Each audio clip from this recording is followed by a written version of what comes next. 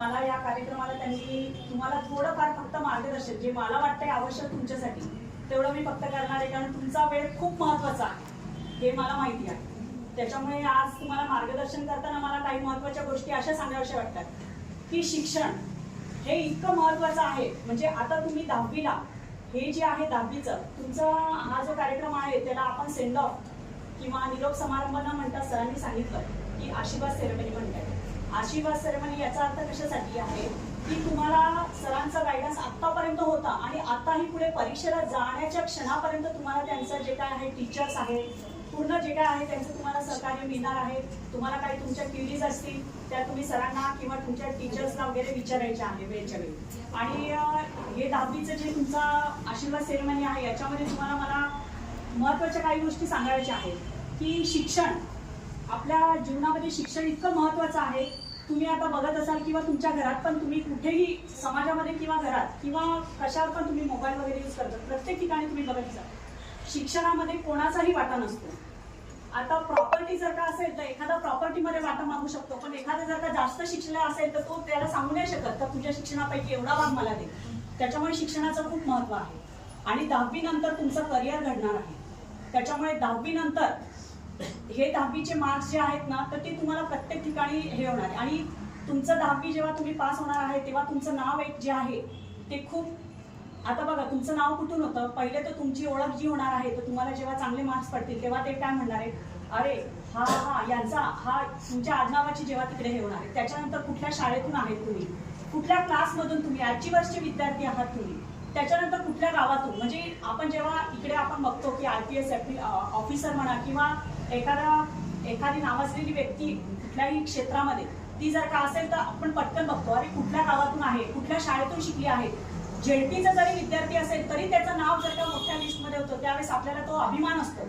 आणि प्रत्येक ठिकाणी तुमच्यावरती अवलंबून आहे हे सगळं काही की तुम्ही कुठल्या लेवलला तुमचं नाव हे करणार आहे. आणि 10वी नंतर सर्वात महत्त्वाची गोष्ट की बा प्रत्येकाचं क्षेत्र जे आहे तुम्ही आज मित्रमैत्रिणी आहात ठीक आहे, प्रत्येकाची अभ्यास करण्याची क्षमता प्रत्येकाची आवड ही प्रत्येक क्षेत्रात वेगवेगळी असते.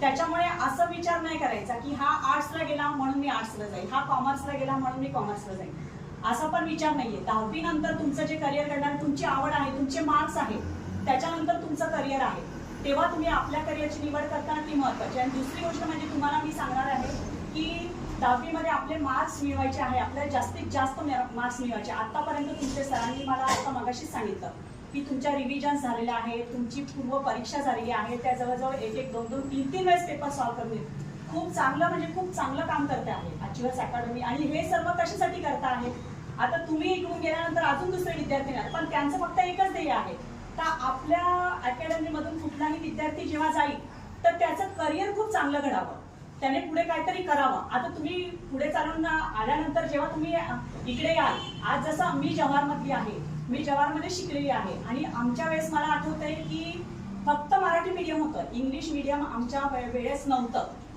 आणि आम्ही ज्यावेळेस शिकलो त्यावेळेस आम्ही फक्त KV मधून शिकलो. JLPच्या जशा आज शाळा आहे किंवा आज तुम्ही खूप नशीबवान आहात की तुम्हाला इकडे खूप मोठं प्लॅटफॉर्म मिळतं किंवा इंग्लिश मीडियम आहे, CBSE बोर्ड आहे, स्टेट बोर्ड आहे, त्याच्याबरोबर तुम्हाला अचिव्हर्स सारख्या म्हणजे खूप अकॅडमी आहे का जिकडे शाळेसारखं वातावरण आहे, बेंचेस आहे, शाळेसारखं तुम्हाला ॲटमॉस्फिअर आहे इकडे अभ्यास करण्यासाठी. शिकवणारा स्टाफ तुम्हाला खूप चांगला आहे. आता तुम्ही जे काही सरांबद्दल जे काही टीचर्सबद्दल जे काही बोलले आहे त्याच्यावरच कळतंय किंवा यांचं किती चांगलं म्हणजे तुमच्यासाठी त्यांनी किती मेहनत घेतलेली आहे. या मेहनतीचं कुठेतरी चीज झालं पाहिजे. 10वीचा अभ्यास करताना तुम्ही महत्त्वाची गोष्ट आता लक्षात घेतली पाहिजे की आतापर्यंत तुमचा अभ्यास कंप्लीट झालेला आहे.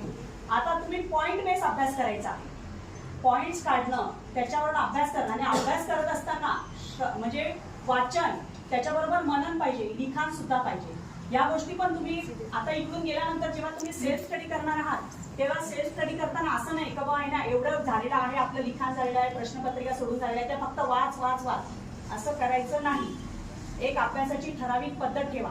आणि दुसरी गोष्ट म्हणजे अभ्यास तुम्ही इतका प्रॉपरली करा. अभ्यास करताना कुठल्या गोष्टीला किती महत्त्व द्यायचं हे तुम्ही लक्ष दिलं पाहिजे.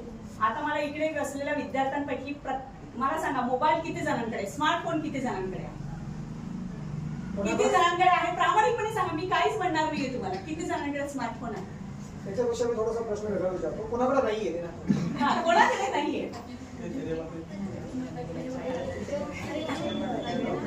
Very good, very good. आणि ह्या विद्यार्थ्यांना मी एक सांगू इच्छिते की यांचं जे कॉन्सन्ट्रेटेड आहे ते मोबाईलच्या विद्यार्थ्यांपेक्षा निश्चित जास्त होणार.